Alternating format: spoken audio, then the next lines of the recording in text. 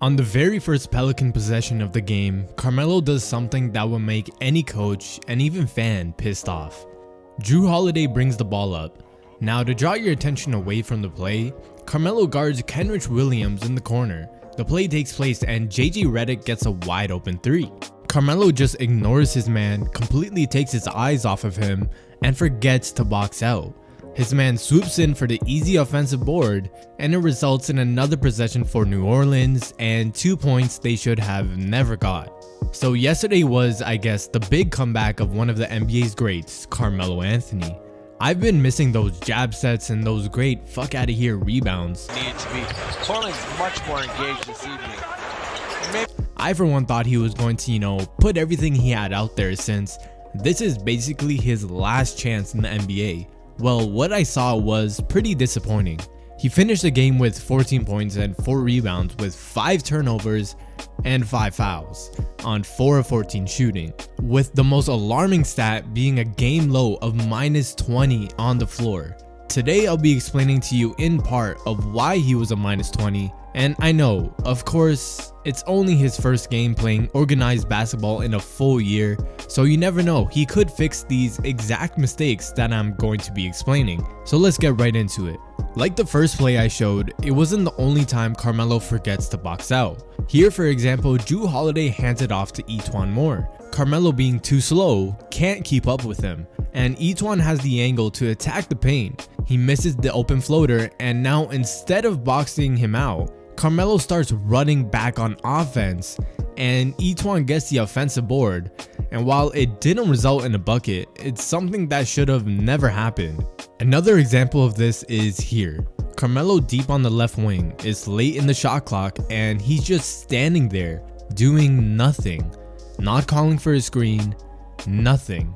He then proceeds to throw the worst pass ever, and Brandon Ingram gets the easiest steal of his life. In transition, instead of letting Simons defend the layup, he tries to block it. He gets nowhere near the ball, and Nicolo Melli gets the easy putback. Of course, Carmelo should have just boxed Melli out instead of trying to block Ingram. If he would have done that, New Orleans wouldn't have scored, and it would have been an easy rebound for him. I noticed Carmelo doing a lot of this, telling other people to guard his man. So the Pelicans get the rebound off the missed shot, and Carmelo is one of the last people to get back on defense. The right play would be to pick up whoever you're running back with. That would be Jrue Holiday.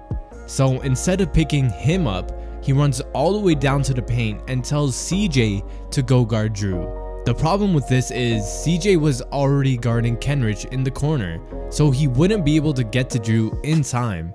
Ingram recognizes Jrue is wide open, passes it to him, and Jrue had a wide open 3. He, however, doesn't take the shot, but it results in a Pelican 3 anyway. Shot clock down. Drew's up with a triple. Another example of this is here. Carmelo's man runs from one corner to the other. He spends too much time telling Hassan Whiteside what to do. Kenrich realizes that Carmelo is paying zero attention to him. He moves to the top of the 3-point line, and Carmelo is now guarding nobody. Ingram sees Kenrich wide open, passes it to him, and it's way too late for Carmelo to recover, and Kenrich knocks down the easy 3. And Melo did a lot of that last night, consistently leaving his man wide open for 3. Like in this play, Jackson Hayes hands it off to Jrue and sets a screen for him. It is now a one-on-one situation. Whiteside should be the one to protect the paint if Jrue decides to go down there, but for some reason, Melo is over helping, standing nearly under the basket when he should be standing here, a little closer to Kenrich Williams. And Jrue just makes the easy play, passes it to a wide open Kenrich, and he knocks down the 3. And again here, he tries to go under a screen on Jrue and leaves him wide open to knock down this 3. So as you can see, Carmelo's defense is pretty bad. The Pelicans were attacking him all game long, from Brandon Ingram all the way to E'Twaun Moore. Literally anytime Carmelo's man got the ball, they were calling an ISO.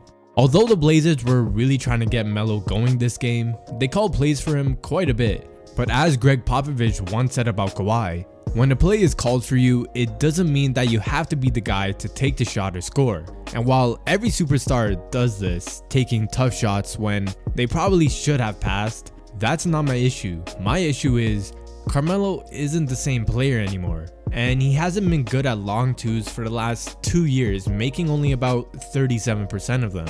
And last night, he was back to taking them, and he was doing it very early in the shot clock. While Melo did take some great shots last night that didn't go down, take a look at these ones that he was pretty obviously never going to make. No, but the thing is, you have to run somebody at it. That'll be real short, and free throws coming up. The chair on him. No, you let Drew guard him. You let Drew guard him. Melo up against Brandon Ingram. And good job, Brandon Ingram. So in his first game, there was a lot of things he did wrong, taking bad shots, passes like these, forgetting to box out, and even attempting to posterize people. Like here, he didn't get up nearly high enough. It looked like he was going to get rim stuffed pretty bad even if Jackson Hayes wasn't there. But it's all things he can fix. But will he?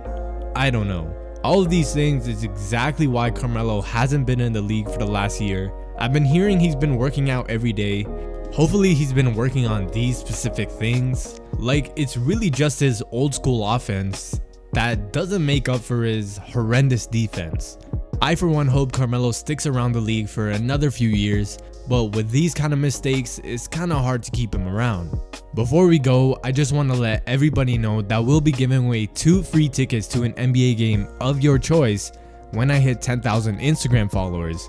So follow me at IamHandles, and yeah, that's it for the video, guys. Subscribe if you're new, turn on post notifications, and until next time, guys.